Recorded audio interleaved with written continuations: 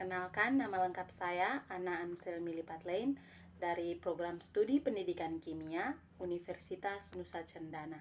Di sini saya akan memaparkan materi tentang titrasi asam basa. Yang pertama kita lihat teori asam basa. Teori yang pertama dari Arrhenius. Ia mengatakan bahwa asam adalah suatu senyawa yang apabila dilarutkan dalam air akan menghasilkan ion hidrogen H+, atau ion hidronium H3O+. Sedangkan basa adalah suatu senyawa yang apabila dilarutkan dalam air akan menghasilkan ion hidroksida atau OH-. Teori yang kedua yaitu Bronsted-Lowry. Ia mengatakan bahwa asam adalah zat yang bertindak sebagai pendonor proton atau memberikan proton pada basa.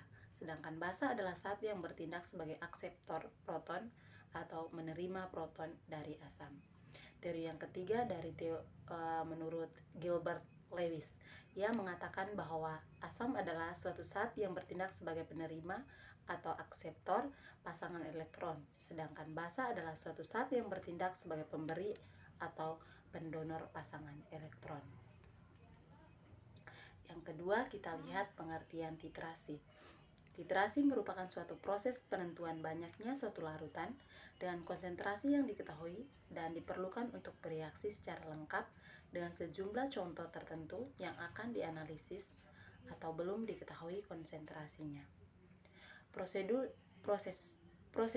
analisis yang melibatkan titrasi dengan larutan-larutan yang konsentrasinya diketahui disebut analisis volumetri.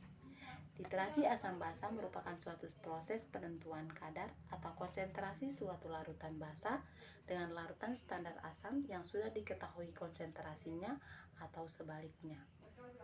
Proses titrasi dikenal dengan istilah titik ekuivalen dan titik akhir titrasi.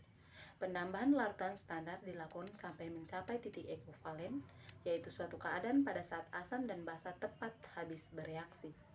Titik ekuivalen dapat ditentukan dengan menggunakan suatu indikator yang harus berubah warna di sekitar titik tersebut. Titik pada saat perubahan warna indikator itu terjadi disebut titik akhir titrasi.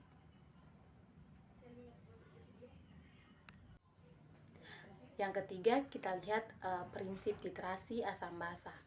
Titrasi asam basa melibatkan asam maupun basa sebagai titer ataupun titran.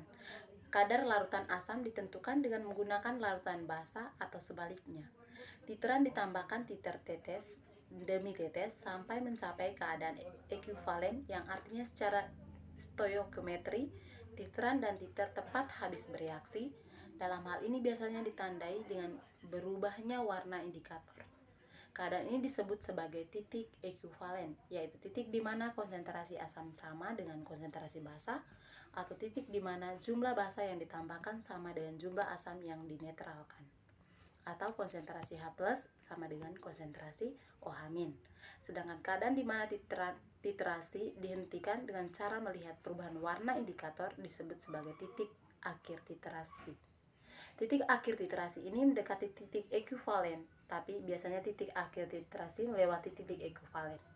Oleh karena itu, titik akhir titrasi sering disebut sebagai titik ekuivalen. Ada dua cara untuk menentukan titik ekuivalen pada titrasi asam basa, yaitu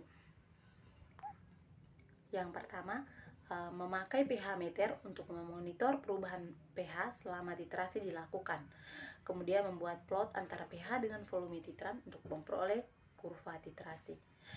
Titik tengah dari kurva titrasi tersebut adalah titik ekuivalen. Yang kedua, memakai indikator asam basa. Indikator ditambahkan pada titran sebelum proses titrasi dilakukan. Indikator ini akan berubah warna ketika titik ekuivalen terjadi. Pada saat inilah titrasi kita hentikan. Yang berikut, yang keempat, kita lihat indikator asam basa. Indikator asam basa umumnya berupa molekul organik yang bersifat asam lemah dengan rumus HIN. Indikator memberikan warna tertentu ketika ion H+ dari larutan asam terikat pada molekul HIN dan berbeda warna ketika ion H+ dilepaskan dari molekul HIN menjadi IN-. Salah satu indikator asam basa adalah phenolphthalein atau PP. Indikator ini banyak digunakan karena harganya murah. Indikator PPI tidak berwarna dalam bentuk HIN atau asam dan berwarna merah jambu dalam bentuk basa. Berikut struktur phenolphthalein, teman-teman bisa lihat di slide gambar strukturnya. Yang berikut kita lihat jenis-jenis titrasi asam basa. Titrasi asam kuat atau